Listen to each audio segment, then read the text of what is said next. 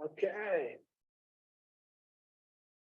Good afternoon. Welcome to the April 24th, 2023 meeting of the Woods Hole, Martha's Vineyard and Nantucket Steamship Authority. As we get underway here, I have a couple of announcements to make. I'd like to inform everyone that Sean Driscoll, the authority's communication director, is making an audio and video recording of today's meeting. Is there anyone else making an audio recording of today's meeting? If so, please identify yourself. If you are joining virtually, please press the raise your hand icon on the Zoom dashboard, or if you are joining by phone, by pressing *9 on your keypad. And when you are recognized, please state your name for the record. Unki? Unki Sonu from the Martha's Vineyard Times. Thank you. Catherine Jansen. Catherine Jansen, Falmouth Bicycle and Pedestrian Committee. Thank you. Missy? Okay.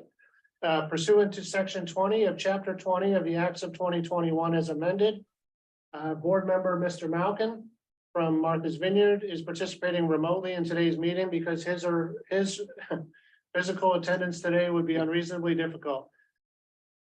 Board member Malkin is participating in the meeting by the Zoom video conferencing app, and all members will be clearly audible to each other. As a result of Mr. Malkin's remote participation in the meeting, any and all votes taken by the members today shall be by roll call vote. Our first order of business is approval of the minutes from the authority's March 29th, 2023 meeting in public session. Do we have a motion or discussion on this? So moved. Second. Motion's made and second to approve the minutes. All in favor by roll call. Jeffrey, I. Jones, I. Malcolm, I. Randy, aye. Tierney, aye. Next, we have approval of the minutes of the authority's April 7th, 2023 meeting in public session. Do we have a motion or discussion on this? Move to approve. I'll second.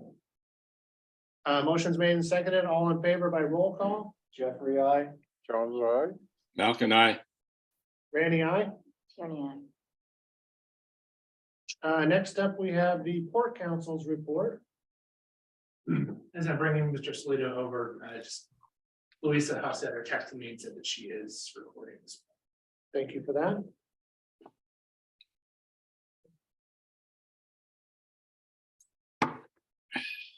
Mr. Salito.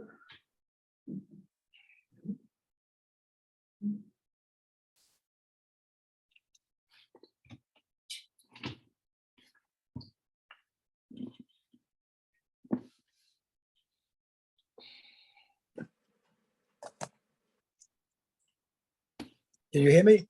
Right, Hello, Joe. Mr. Salito. Okay. I'm here with a friend. I've been home. I've had COVID for the past 2 weeks, so. The meeting of April 2023, the meeting was called to order at 9:03. Mr. Driscoll provided an update on the progress of the website redesign, including acceptance testing, tasks and remaining for the beta launch, as well as the extended timeline. Total payment costs for now stand at $2.8 million. To date, 90% of the revised budget costs have been spent. Mr. Claudia presented an update, excuse me, on the Woods Hole Terminal site work. The projected budget showed a grand total of $3,291,283. Ms. Sullivan gave an SQMS update, including that SMS LLC performed an internal audit, which went well. She also reviewed the nonconformities, observations, and opportunities for improvement from the internal audit. She also highlighted that a daily brief was sent out to the staff and that she will forward an example of the daily brief to the council. Mr. Roseman shared that Mr. Davis and Mr. Edmondson were meeting with the prospective shipyard to finalize a contract for the conversion of the MV Aquina, Monomoy, and Barnstable. Mr. Lawrence gave an update of the MV Governor Dry Dock. Mr. Roseman provided an update on the strategic planning process. Mr. Riftilis, I hope I'm pronouncing that correctly, has a staff workshop scheduled for 1 May 2023 and a joint board council workshop on the 2nd of May 2023 after the regular port council meeting, which is scheduled for 9:30 a.m. Mr. Roseman reviewed the results of the preseason sales of the electronic high-speed ticket books. 4,669 ticket books were sold and generated $1,096,985, representing a 24.9% increase over the 2022 sales. Mr. Roseman presented the business summary for January 2023. Mr. Roseman presented a bid on sale of 33 million in Steamship Authority bond anticipated notes. The notes were awarded to Jefferies LLC of New York, New York, based on their offer to purchase all bonds at the lowest interest costs of 2.885257%. Meeting adjourned at 9:42. Any questions for Mr. Salido? Oh, thank you, sir. Get All right, well. thank you. Next item on the agenda is the general manager's report. Good afternoon, everyone. And before we start with the updates, for those that are off camera here, in addition to myself and Sean Driscoll, Mark Rosen, our treasurer, Terrence Keneally, our general counsel, Janice Kennefic, our director of human resource, Allison Fletcher, director of shoreside operations, Kimberly McHugh, the director of marketing, and Jared Kerwin's here from our IT group to provide support if we need it. So, and a couple members of the public, technical support. So I'll turn it over to Sean so he can give an update on the website. Good afternoon, everybody. Our user acceptance testing has been continuing by our internal auditing team and our shoreside operations team. The payment flow with credit cards was recently released and tested, and the next release should include changing and canceling reservations and enrolling and updating wait list selections. We've also been working to schedule internal familiarization sessions for the new website with our staff. Excuse me. A train the trainer session is tentatively scheduled for May 8th, with sessions for senior staff, ticket sellers, and reservations clerks set up for the following weeks. Some of those will include sessions for the board and port council, and you should be getting invitations in your email to those shortly. We've also got some in-person sessions scheduled for the Vineyard on May 22nd. At 1 o'clock at the House and at 4 o'clock at the Tisbury Senior Center. And then on the following day, May 23rd, at 10 a.m. at the Public Safety Building, and then the Salt Marsh Center at 1:30. And we'll also have a 5th virtual session scheduled for sometime in June. Our total project cost, including ADK contribution, stands at 2.8 million, and to date, 92% of that has been spent. And we've been doing our updates as we have been all along through e-news bulletins every 2 weeks and updates online as well. So, yeah, what did I say? Yes, the public safety building. What do you say? Any questions? Questions from the board? Mr. Malcolm? Yeah, Sean, thank you, Sean. Sounds good. One question on the on-island training sessions that you're going to do. How are you going to reach out to people who would be interested in attending? We've already been working with the 2 senior centers. We're promoting it through their channels, and this week is on my list of things to do is to start to get some promotional plan together for that. So we'll have it in our e-news and social media, on the website, all those kinds of good things. Thank you very much. Thank you. Any other questions from the board? No? Thank you, Mr. Driscoll. Thank you. All right, so next we have an update on the Woods Hole Terminal site work. So I think Bill Cloutier is coming in.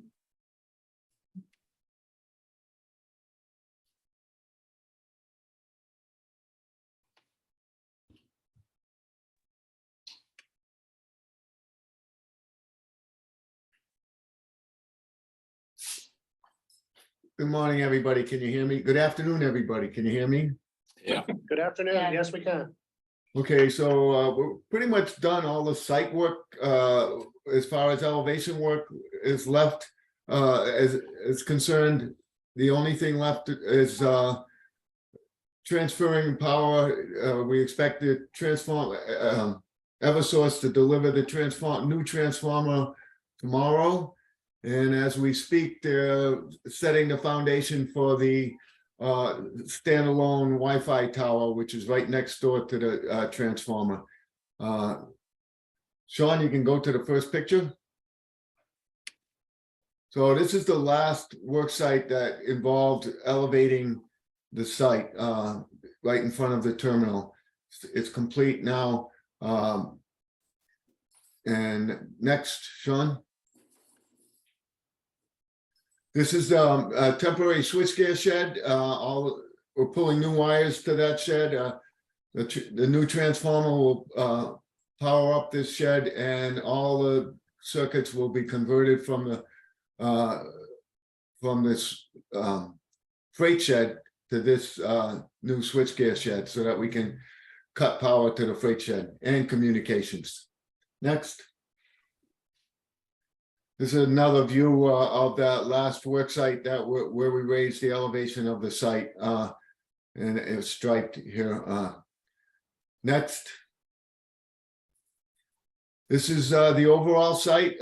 We've raised the elevation, in some locations to +10, and it slopes down to Railroad Avenue and under Caudry Road.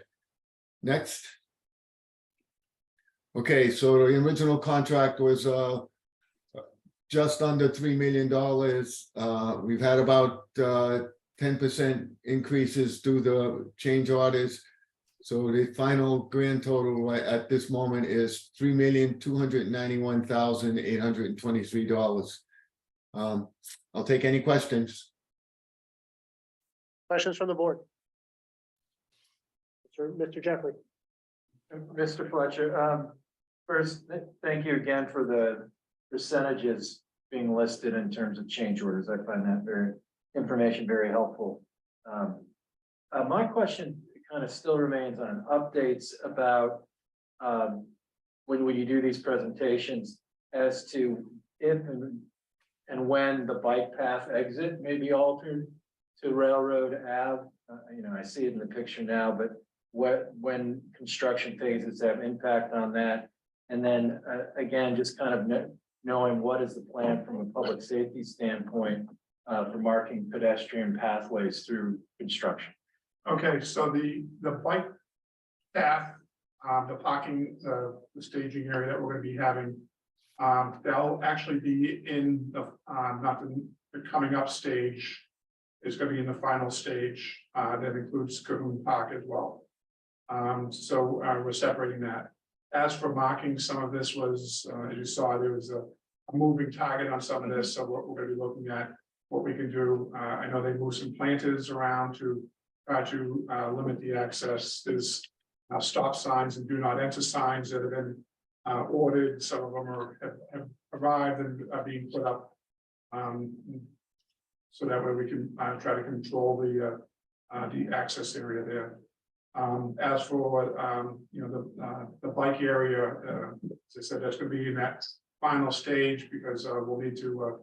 The plan would be to cut into that hill slightly in order to accommodate the number of bikes that we're looking to accommodate, and also to place the solar canopy over the bike areas. Thank you. I think for this coming summer season, we're looking at, we probably will be needing to stage, because the area right in front of the terminal building is now short-term parking. That will probably end up using the Cahoon Park is to stage for bike racks and things like that. We're still looking at options there. And I guess my concern would be to keep in mind the safety of exiting from the bike path and crossing the active parking or actually driveway exit to get to Karen Clark. And that's precisely why we went and moved the bike park back behind the building once we're all done. We share the same concerns. Thank you. Any other questions or comments about the Woods Hole Terminal site work? Okay. Thank you, Bill. Okay, thank Thanks, you. Bill. Okay. So next we have an update on the dry dock status for the motor vessel Governor.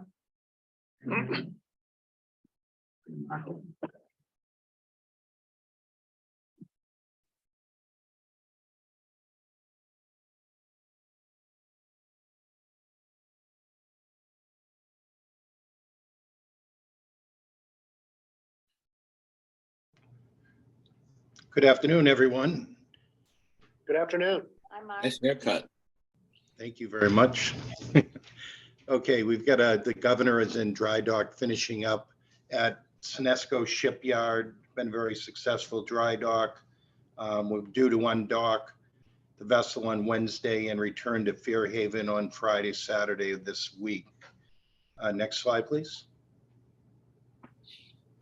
This is a picture of the stern area of the vessel. Next, please. And this is, we've done a significant amount of blasting and coating in the underwater areas. This is one of the ends of the vessel. Next. We took down, completely blasted the superstructure of the vessel. This is again in our blasting coating part of the evolution. Next.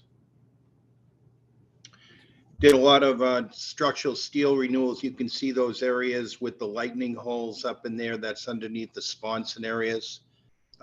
Just this is normal after our gauging survey was completed. Next. Just polishing of the propellers and underwater coatings have been completed. Next. This is kind of a primer before we put the final coating on the superstructure area, which is now complete. Next. So the highlights of the docking include hull coatings, structural steel renewal, blasting coating, and on the superstructure.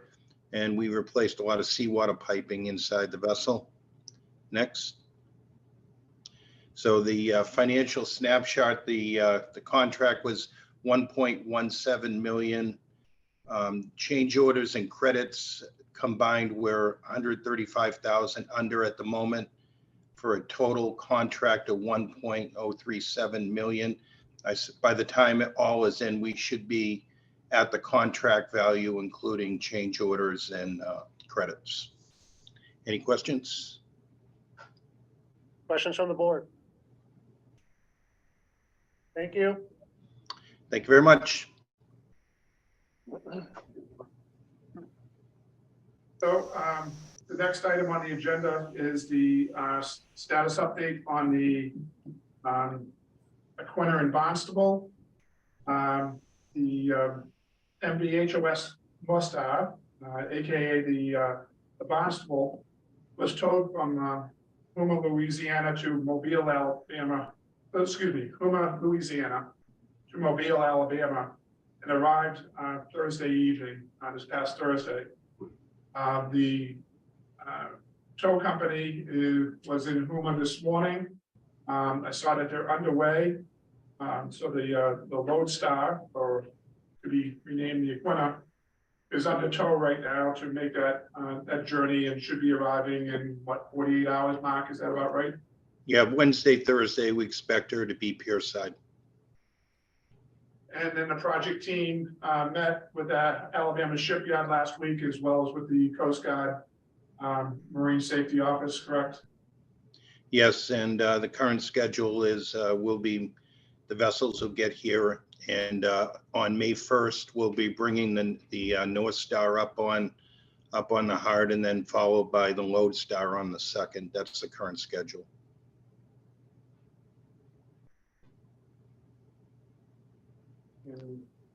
think that's all we have for the moment on this. Questions? To show. Questions from the board? Hearing none, thank you for that report. Thank you, Mark. Thank you. Thanks, Mark. Great. And next, I want to provide a brief update on the status of the Safety Quality Management System, or SQMS. So Bridget Sullivan.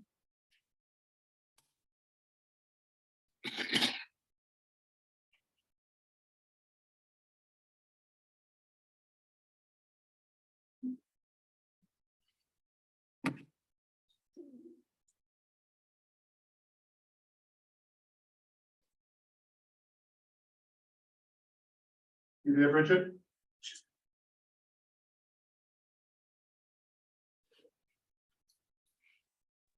Oops. Oh, hello from upside down. Sorry about that. Must be in Australia. That took me by surprise. I do apologize. Good gracious. All right. Hi, sorry about that, everyone. Sean, when you're ready.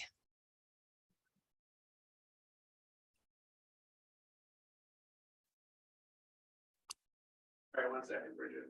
No worries.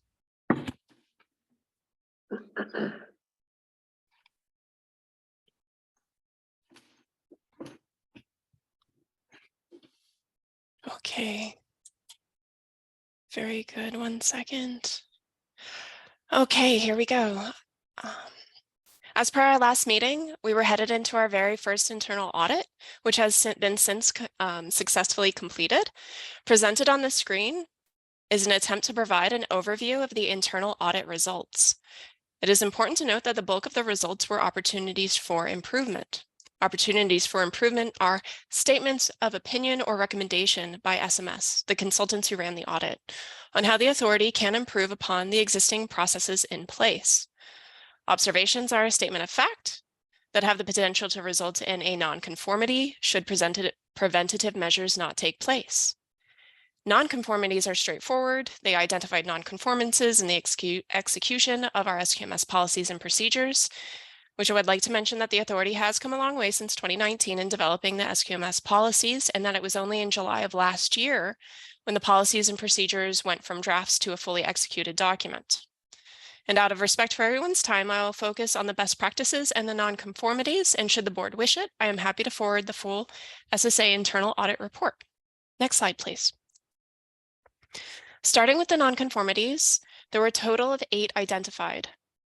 It is important to note that our safety management system policies and procedures were only put into effect less than a year ago, and this does show how committed our team is to meeting the requirements of our policies and procedures in such a short amount of time.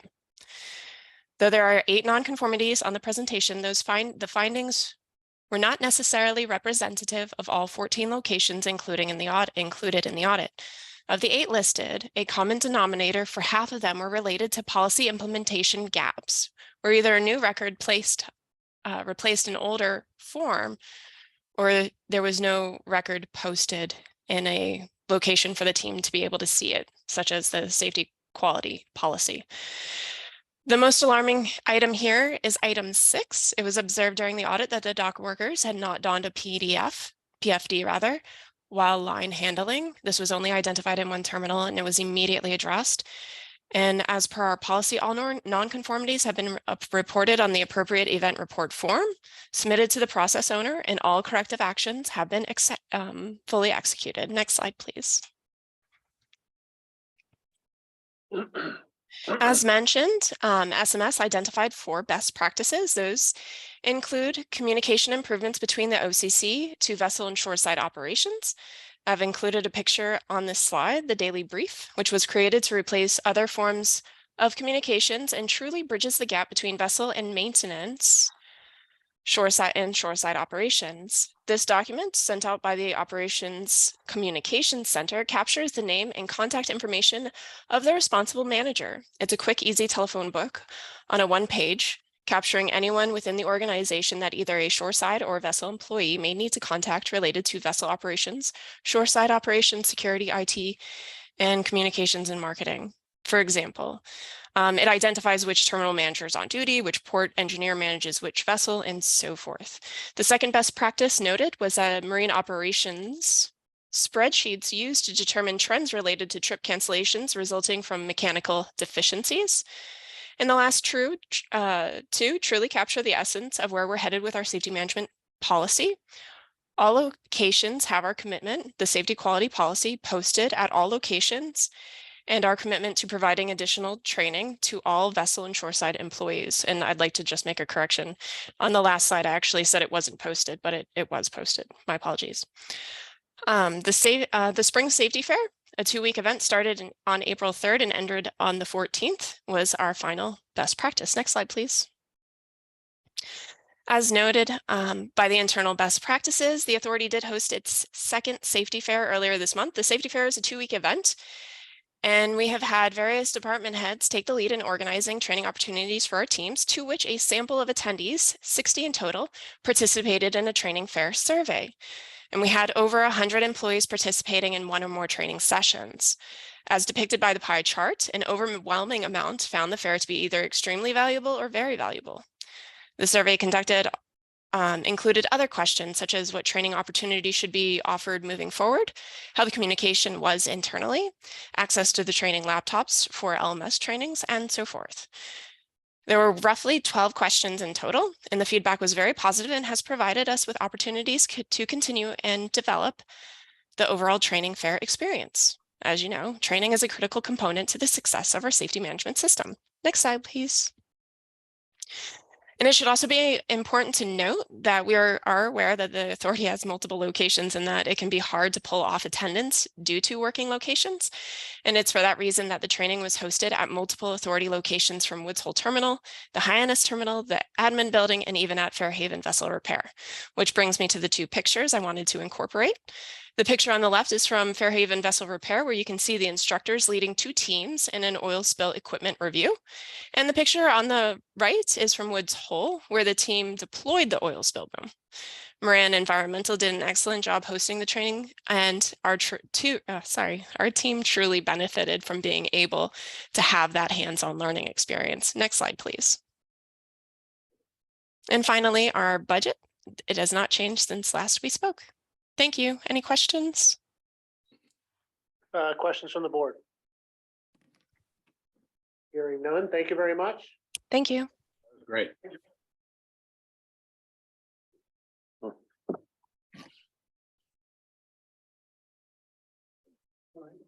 the next thing I have is a update on the results of the preseason sale of the MBI in our ticket books. For the 12th year in a row, we offered the a 20% discount on the sale of the books for approximately a 2-week period.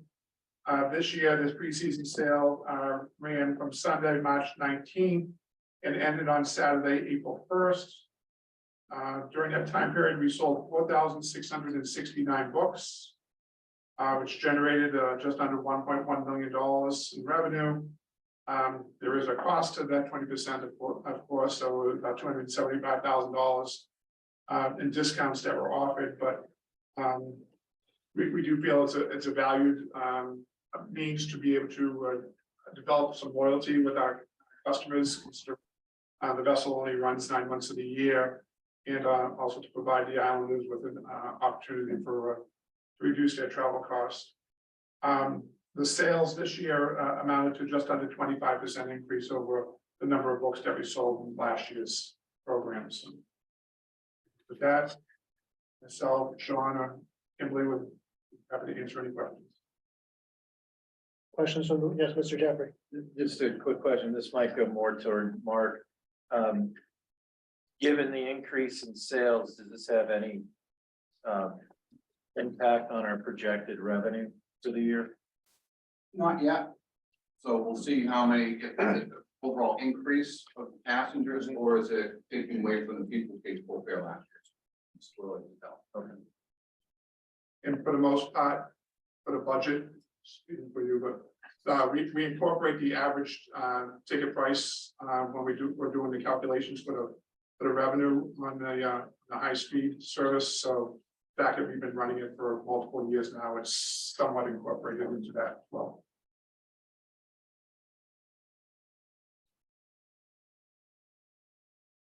Okay. And with that, I'll be happy to turn it over to Mr. Rosen. The treasurer comptroller's report. Good afternoon, Mr. Rosen. Afternoon.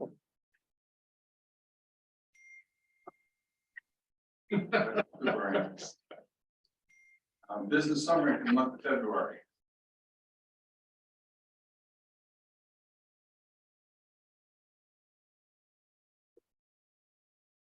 Okay, passengers carried for the month of February on the Vineyard route, we're up about 6.7%, or just under 6,300 passengers. On the Nantucket route, for the conventional ferry, because the high speed wasn't operating in February, we're down 0.6% or 74 passengers. Both routes combined, we're just up over 6,200 passengers at 5.8%, bringing the year-to-date total of just over 30,000 passengers, a 14.7% increase from last year. Passengers carried is the monthly breakdown. Okay, for the passenger vehicles carried, these are the vehicles under 20 feet, including pickup trucks. On the Vineyard route, we're virtually flat or down 0.1% on 33 vehicles. See the standard fares are down, while the other categories are up. On the Nantucket route, all categories were down 6.7% combined, or just under 300 vehicles. For the month of February, both islands combined were down 1.1% or 320 vehicles. However, year to date, we're up 4.6% or 2,800 vehicles. Here's the breakdown. Freight vehicles, the month of February, both routes combined were up 7.1% or 410 one-way vehicles. The majority of that was on the Vineyard route. Year to date, both routes combined were up 12.9% or 1,445 vehicles. That's the comparison with the freight vehicles.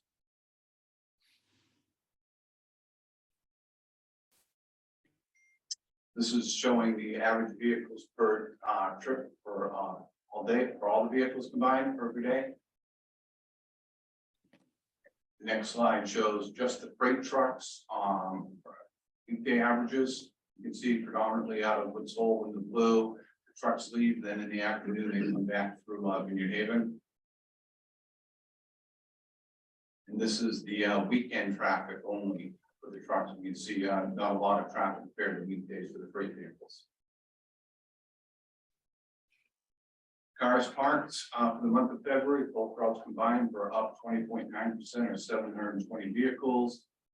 Year to date, we're up 29.9% or just over 2,000 vehicles. Majority of that is on the Vineyard route.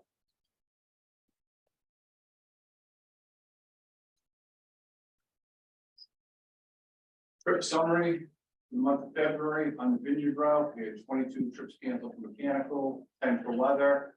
On the Nantucket route, we had 2 trips canceled for mechanical reasons, 10 for weather. Both routes combined in February, actually year to date, we have 37 trips canceled for mechanical and 42 for weather. Comparing this to last year, at this point, we had a combined 121 trips canceled between mechanical and weather. Financial snapshot for the month of February, operating revenue, $5,133,000 was higher than budget by $61,000. Other income was lower than budget by $825,000. That's timing of grant revenue, which we'll see realized in March and April. Operating expenses of $9.5 million, it's lower than budget by about $1.4 million, and we'll go over that while we review the expenses. And putting this all together, we have a net operating loss of $4,292,000, which was lower than budget by $773,000. Year to date, our net operating loss for the first 2 months is $7,977,000, which is lower than budget by about $2.9 million. Revenue for the month, all categories are up outside of automobile revenue. And the driver of the automobile revenue is the standard fare vehicles down and the Nantucket run was down in February. And those vehicles are roughly 3 times the price of the vineyard vehicles. The other income was mentioned before, that's recognition of grant revenue, and that will be in March and April, so it's just a timing difference. That's a breakdown by each revenue category for the month of February and also the first 2 months of the year. Operating expenses, maintenance is down just under 1.1 million. 500,000 of that is timing on the MV governor that hasn't been filled out yet. And there's about $600,000 in terminal work that'll be done later on in the year. So far this year, fuel expense is down for the month of February, 91,000 or 14.1%. We budgeted last year at $4.02 and it came in at $3.28 in the month of February.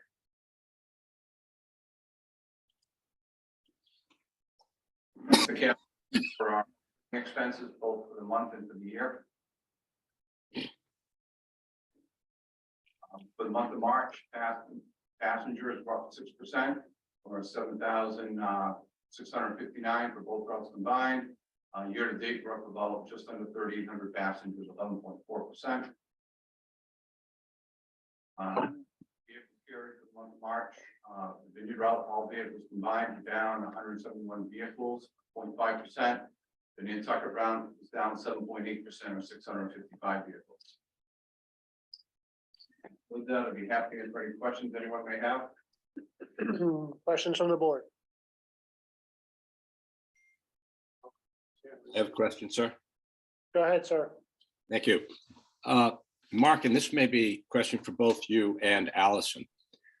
In terms of the number of passengers increasing as dramatically in double digits as we saw, and I understand from the vehicle increase, since we haven't increased our capacity for vehicles for about 6 years, that then leads me to conclude that's why we have issues with people getting bookings, so on and so forth. I get that.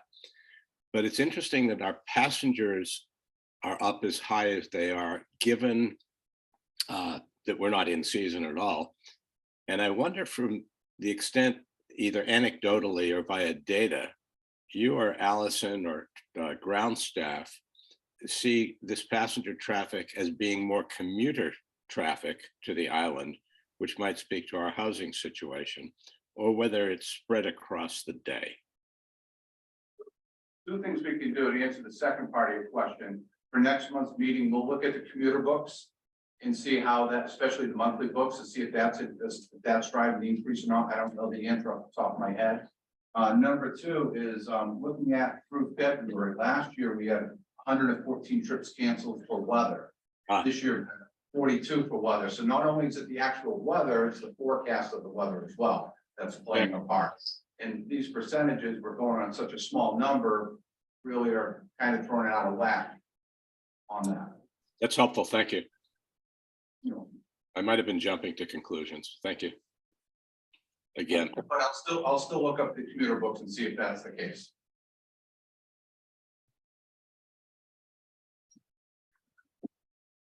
Any other questions from the board?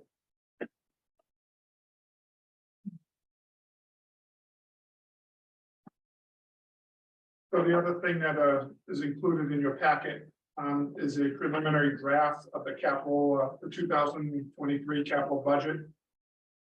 Still a work in progress, but members of the board had want to see what the some of the impacts are with the projects that we've undertaken. So it's a steal of Mark's thunder here, but currently we have about $30.1 million available in funds between the grants that we've been allocated, as well as the transfers that we are projecting for our replacement fund for the year. That's about $44.6 million in additional funding. The projects that we have outstanding currently are about 17.8 million. plus the vessel conversion projects of there's 38 million here. So we're ending up about $56 million in commitments, and that includes not only all the projects that we've already had approved and are in the process of completing, but also the estimate for what the next phase of the Woods Hole Terminal reconstruction project will be in terms of the building of the terminal building and the utility building. So that's factored in there already. So with that, we have an estimate here of 18.5 million for the conversion of the third vessel, the Monomoy. So when it's all said and done, all that comes down to about 300,000 left in the available for capital projects. We did have what, $5.3 million, $5.9 million in capital projects that were submitted. 4.5 million of that is related to either electric buses or charging stations related to the electric buses. We have we should be having the 3 buses that we ordered almost 2 years ago operational here and accepting that later this next month. And we have another 4 electric buses that are scheduled to be manufactured and delivered by beginning of the summer. So we're going to be looking at what we've been doing in terms of our bus fleet and what we can do. And we did also receive word on Friday that we had sent a letter to Senator Warren and Senator Maki asking for, there's a program that they could access. And we submitted a request for $2 million to go towards to offset the cost of these electric buses. And we received word on Friday that is made it through at least the initial stage. So we're hopeful that that will continue on that in that regard. But this is a quick update in terms of where we stand in terms of the projects. It also includes the what we have in terms of available authorization for bonding and where we'll be as of March of next year. But we do continue to try to work with our state delegation in terms of seeing if we can have the bonding limit addressed at the State House. And continue to look for alternate funding method, vehicles for, no pun intended, the electric vehicles, as well as the charging stations. Because I know Cape Cod RTA, I'm going to group with them, and they're doing a zero emission vehicle study, and there might be some programs that we can piggyback and jump on. So we're looking into that as well. Questions from Mr. Jeffrey? Kind of following up on that, Mark, is it seems clear to me that looking for more opportunity for grants, given our bonding limit and our fare box model, is the way to go. So where are we in terms of advertising and hiring a grants coordinator? I think that's been out on the street for a year now.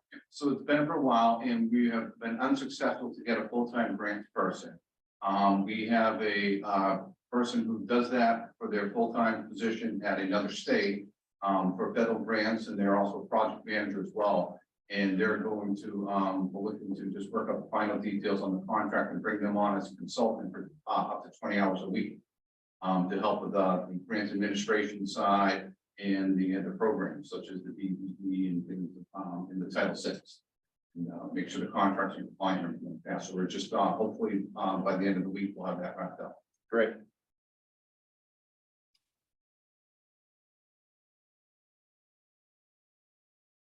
Okay. Hearing no more questions. Okay. Moving on, procurement. Staff is wants to present to the board the recommendations of the IT working group, which include Mr. Jeffrey and Mr. Rosen, as well as Mr. Cahill and Mr. Ashley. They've gone through a very extensive process. Steve says, walked them through that process. The RFP was out on the streets. They received 8 submittals. They reviewed those 8 submittals. And they've determined that there was a recommended order of the finalists. The results, when they went through initially, the 8 proposals, this is without the money being a factor in the proposals. They come up with project 202 LLC as being highly advantageous. Gibus LLC as being strong advantageous. Intrasystems and RSM as being advantageous. And we had Anchor Operating Systems, Blackline Consulting, Comtech as being weak advantageous, and then Moran Shipping Agencies as being not advantageous. So once those proposals had been rated, they opened up the financial piece of it. And then they re-ranked the proponents. And in your packet, it includes what the P proposals had been for each one of those. And when they re-ranked them, Gibus with a total estimated contract price of $245,000 was the recommended consultants for this project. And in the event that the contract cannot be worked out with them, in the event that if the contract can't be worked out with them, then the second ranked one would be Intrasystems. And I don't know whether Mr. Jeffries and Mr. Rosen has anything that they would like to add, because they spent a lot of time both reviewing all these proposals and also in going through it in a very public manner in terms of a working group. So, and I don't know whether John's on the yeah. Have the applicants been notified? It hasn't been awarded yet, so until we award it. I would just say that, being for the working group, the difference between Project 202 and Gibus in terms of our ranking prior to opening the financial packages, why Gibus was strong advantageous and Project 202 is highly advantageous, was because Gibus did not have in their packet could point to any steamship or transportation experience in terms of their consulting. However, if you look at page 12 and 13 of their proposal that's part of the packet, their questions and methodology were clearly impressed everyone on the working group. And I know that Mr. Cahill and I really thought that the questions that they were asking is what the board was looking for in terms of this consulting contract. And then Project 202, they're highly advantageous was because of their transportation experience with us, and then they had an extremely aggressive timeline as well to just kind of differentiate why we're recommending we're recommending our strong advantageous before we opened up our financial packages. So at this point, we're requesting that the board vote to award the Information Technology Management Consulting Services contract, or contract numbers 7-2023 as follows. That the contract be awarded to IT Working Group's first ranked finalists, Gibus LLC of Boston, Massachusetts, in accordance with the request for proposals for contract that was issued by the SSA, as well as Gibus's consulting proposal and financial proposal that was submitted in response to the RFP for an estimated total contract price of $245,000, in condition on obtaining specific revisions to Gibus consulting proposal as recommended by the IT Working Group. And if Gibus fails to enter into a contract with the SSA in accordance with the RFP, that the contract instead be awarded to the IT Working Group's second ranked finalist, Intrasystems LLC, of Braintree, Mass. In accordance with the RFP, as well as IntraSystems consulting proposal, financial proposal, and that it's submitted in response to the RFP for a total estimated contract price of $265,400. Do we have a motion on this, Mr. Malcolm? Yeah, I'd like to move that, and I'd like to thank everyone involved in the working group. Having read all the background documents, the effort and the thought that went into this, I think, was significant and is going to serve the Steamship Authority well. So I'd move the rather lengthy motion that I can't repeat off the top of my head for approval. Do we have a second? Second. Motion's made and seconded. All in favor by roll call? Jeffrey, I. John's eye. Malcolm, I. Ramey, aye. Tierney, aye. That's approved. Thank you. Thank you for your service. Thank you. All right, next item, for the procurement, request the members authorize the general manager to award contract number 09-2023. Dry dock and overhaul services for the MV Gayhead, the lowest eligible and responsible bidder, Thames Shipyard and Repair Company of New London, Connecticut, for a total contract price of $776,141. The Gayhead is scheduled to enter shipyard availability from June 29th to August 9th of this year to undergo a required Coast Guard hull exam, which includes the rudders, propellers, the shaft maintenance, coating maintenance on the underwater and superstructure areas, as well as bow thruster maintenance and a deck hatch replacement.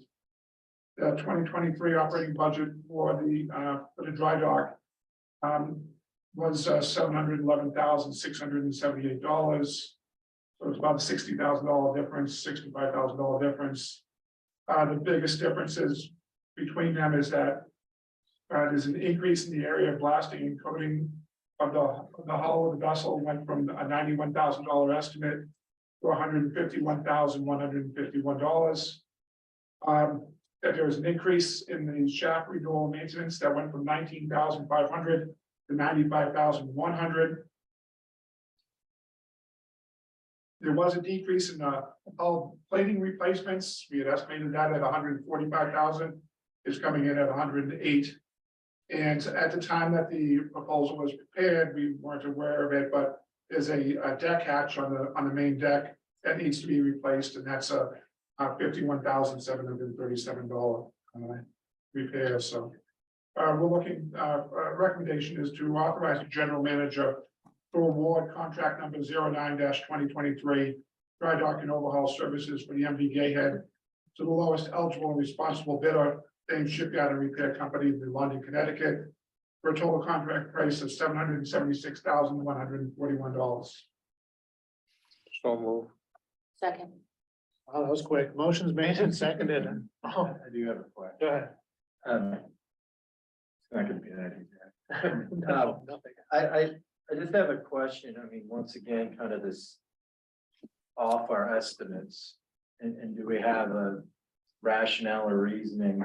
I mean, I understand if we didn't know we had to replace the main deck hatch replacement, but in terms of blasting and coating, and the shaft renewal, why were we so off? Yeah.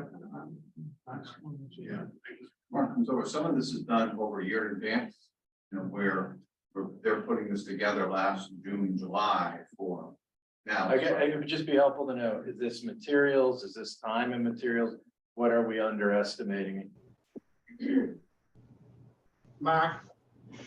Yeah, this is a very dynamic thing throughout the industry right now. And it's not just the paint, the cost of paint, it's the availability of paint. And this is we're seeing this, as Mark Rosen pointed out, you know, the estimates were put together a year ago, and we're at a different time level at the time the yards are ordering the materials. I think overall that we've identified all the work scope. However, the pricing model has changed from the time the budget was generated until today.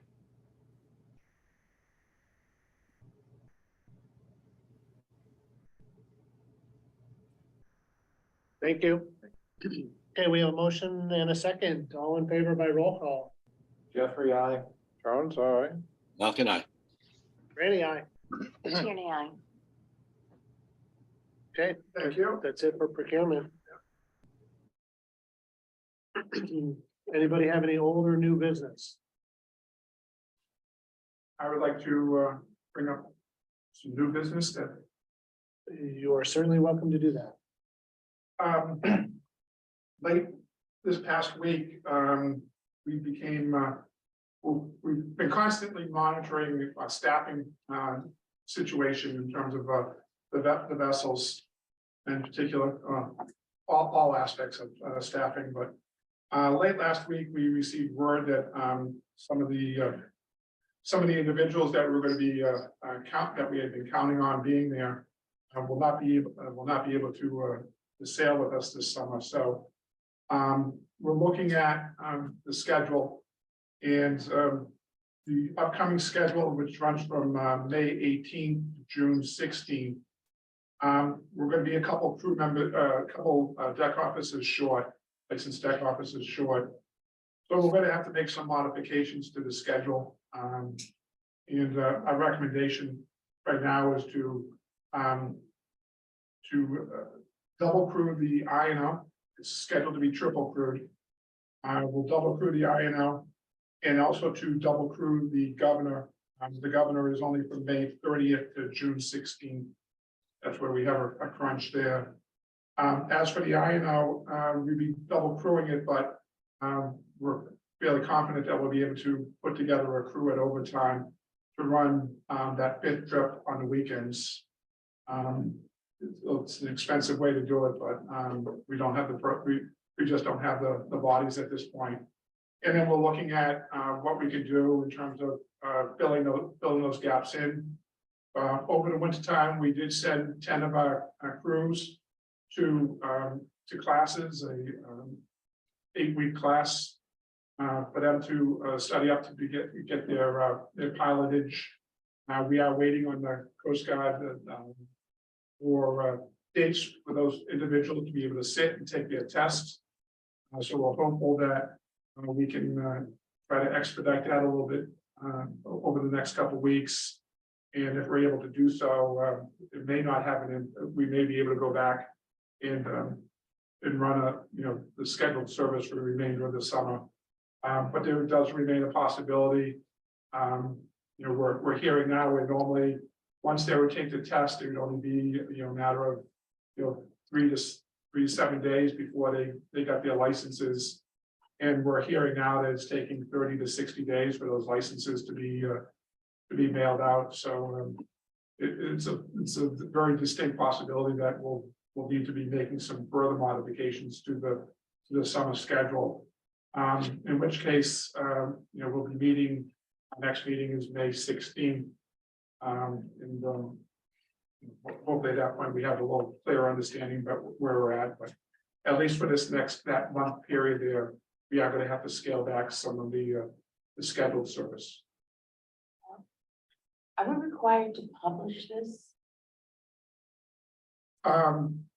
It is a substantial change, we do, but we're also able to modify it as we go along. We did that extensively during 2020 when schedules were changing almost on a weekly basis because of the availabilities that grew and the levels. So where this is a decrease in service, it wouldn't be necessarily drawing that we're trying to increase the service levels. We understand that the impacts that it will have on our customers, and in particular the trips that we're looking at for the governor. One of those trips is typically a commuter service going back to the island. And so we're going to be didn't get a hold of them on Friday, but going to reach out to see if we can arrange to have one of the VTA buses. One of the buses meet the other boats to be able to get the people to the pack and ride. There's also a possibility that we may be able to, with overtime, and we didn't have enough chance to go through it on Thursday and Friday, since Thursday and Friday of trying to run some additional service with overtime Monday through Friday for the government. But it's at this point, we're looking at everything and we're trying to take into account that once we start hitting the summer schedule, you know, those the impacts that those have, whether it's from the freight service or whether it's on the weekends with the car loads and things like that. So unfortunately, this isn't good news, and this is. If you had asked me 2 weeks ago, we were okay to get through the summer, and you know, after last week, we're scrambling to try to figure out what's going, you know, what we can do. Mr. John. I would ask that if we anticipate this to go into the summer season, you know, in kind of the next 30 to 60 days, and you're looking at overtime as a solution, that you give us you give us the projections of what that overtime will cost and its impact on our budget and revenue projections.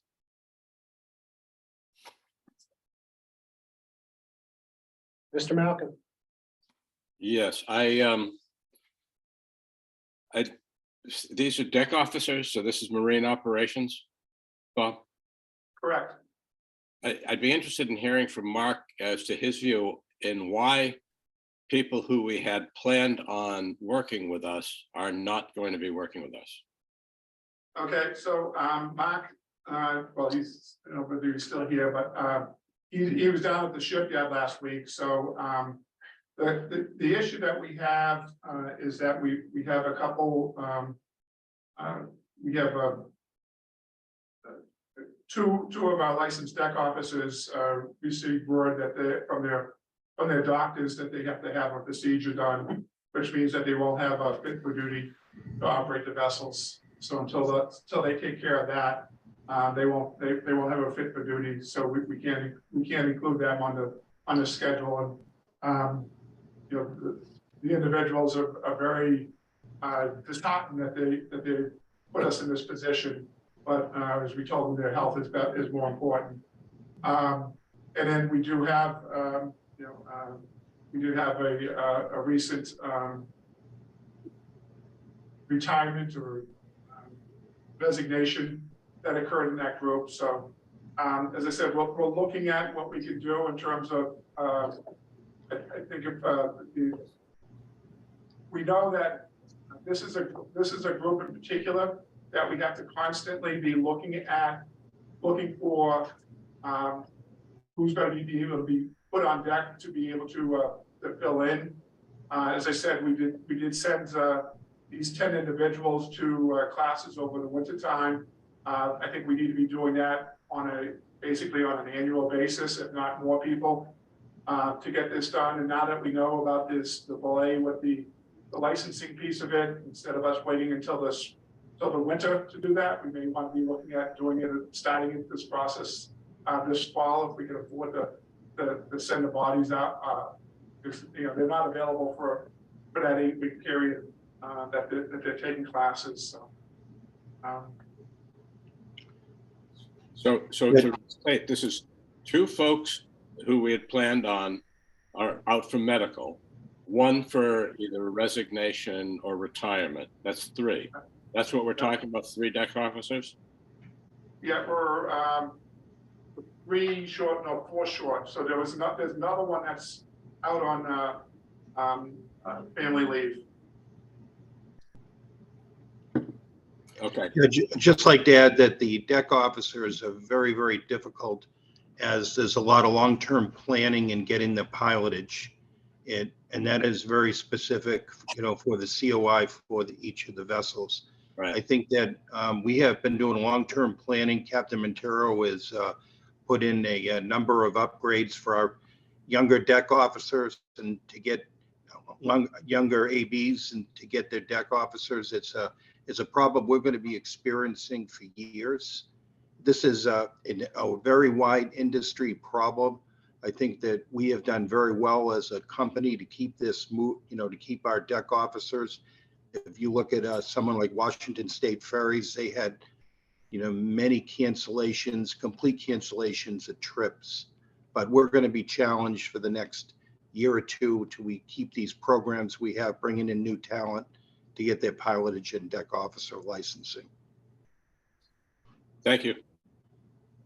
So this has been something that each year we've been going through, whether it's to develop more individuals to take the pilot's course and things like that. And I'll say that there's a number, a number of our crew members, they realize that they see the roster and they see the situation, and in some cases they want to make sure that they're moving along, because that way they're going to move up very quickly in the seniority ranks amongst the licensed deck officers. So, but it's going to be, as Mark said, it's going to be an ongoing thing. We can't rest that we got 10. If we get 10 this year, we need to be 10 or 12 next year, and et cetera, et cetera. Got it. Thank you. The one thing that is, I hesitant to bring it up, but I think in light of it, whether the board will, with consultation staff, notifying the board, kind of like what during COVID, to be able to make some of these adjustments, because this is all predicated on the individuals that we have remaining healthy. And, something was to come up on what changes we feel would be appropriate. We want to, we may need to act rather quickly.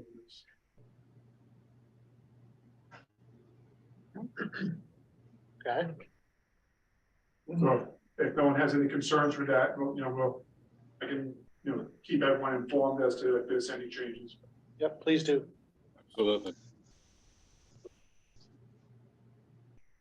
And that's all of my good news. That's it. No other good news? Public, Mr. Malcolm first. Thank you very much. Bob, just to follow up, as you know, the Martha's Vineyard Commission had an electric ferry symposium that you participated in and we attended. And it was interesting to hear the realities of what's going on in the industry in terms of alternative fuels. And two questions I had, and I wonder if you could get back from Elliott Bay, whose presentation I thought was very realistic, as they've been involved in virtually every one of the entities who presented. My question is, in the study they gave to us, there were 2 points that stuck out to me. One was that using the Woods Hole as a model vessel, going to hybrid on the Woods Hole type vessel would only reduce carbon dioxide emission by 7%. And I wonder if they could confirm that. And the other issue was, and I'm not sure that I agree with their fuel costs in their calculation, but I do recall that they said the increased annual operating cost for that type boat, one boat annually, would be an additional $700,000 if that boat was all electric. And I was wondering if you could get them to confirm those two things now and or update those two calculations. And I think it's important that everyone, including the board and the authority, as well as the public, is aware of that information. Yeah, so I don't have it in front of me, but I do believe the 7% reduction for the hybrid models seems to be right about what their projections were. I think the operating costs they were using at the time that we engaged them to do the study, they were using what the then fuel costs were, which is about $1 less than what we're currently at. And I know that as part of the second piece of that study, they did look at what projections, and they used the Department of Energy, Right. EIA, projections in terms of whether any of the and electric costs, what are those going to be doing versus fuel costs. So they have had discussions with Mr. Waterhouse, and they've requested some additional information from them. We're looking to be putting in a grant application for a more extensive study. So I needed to get some cost estimates from them on what they would see of what we need to be covering. So we're hopeful that we'll put this all together and get our application in this month. So Thank you very much, Bob. Okay. Additional public comment? Kate? Hi, this is Kate Warner, the energy planner for the Martha's Vineyard Commission. Jim, I'm not sure exactly what you're saying. I believe that I looked at the most recent Elliott Bay Design Group report. What they said was the reduction in carbon emissions was about 50% if you did the plug-in hybrid and close to 100% if you did the electric. I think maybe you were looking, they had, I think it was 6 options. Maybe you were looking at the no diesel use in the berth alternative as being the 7%. So I'm a little confused about that. As for the fuel costs, I believe Elliott Bay used $2.15 for the cost of diesel. I actually sent John Waterhouse a chart from a fall steamship meeting where there was discussion for the purposes of budget that diesel costs had gone up, and in your charts it showed more like $4 a gallon for diesel. So I think they were really off in that category. The other thing I'd like to say is it seems like an awful lot of vessels are going in and out of dry dock. And I really think it would be great when you're talking about your strategic plan, which I believe you're doing on May 2nd, that you would talk about how to start to prepare these vessels for hybrid electric. When they're in the dry dock, particularly the 3 new to you freight vessels, that's a good time to look at what would be needed to prepare them. So those are my comments. Thank you.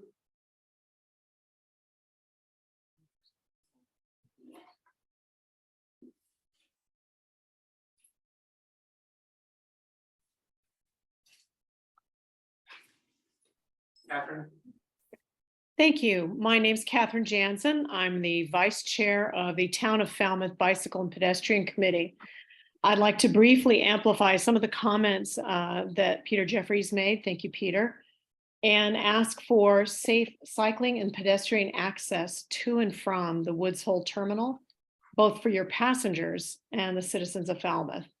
So this would include bikeway access, walking access, and safe paths with signage during construction. For example, there was earlier in today's meeting, there was discussion about the bike racks. So if you picture looking at the front of the current ticket office, they're on the far right on the side of the building. And no signage to indicate that they've moved there.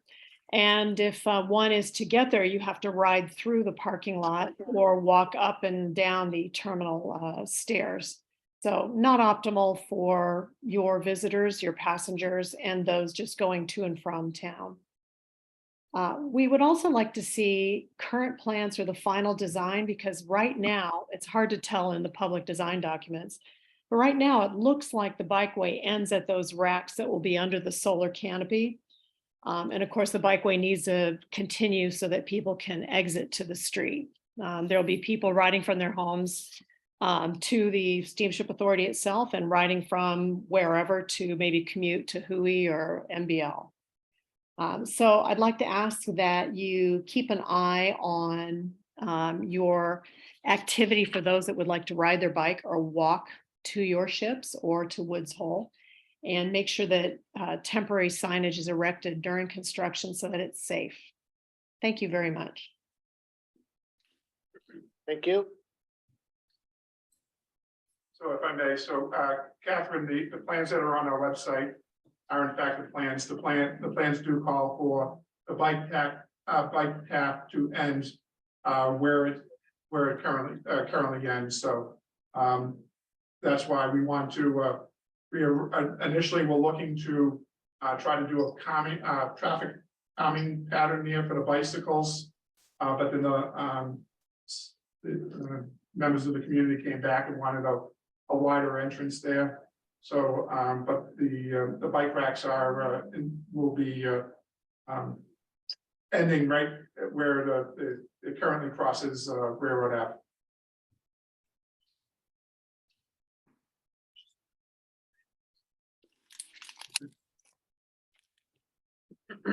Additional public comment.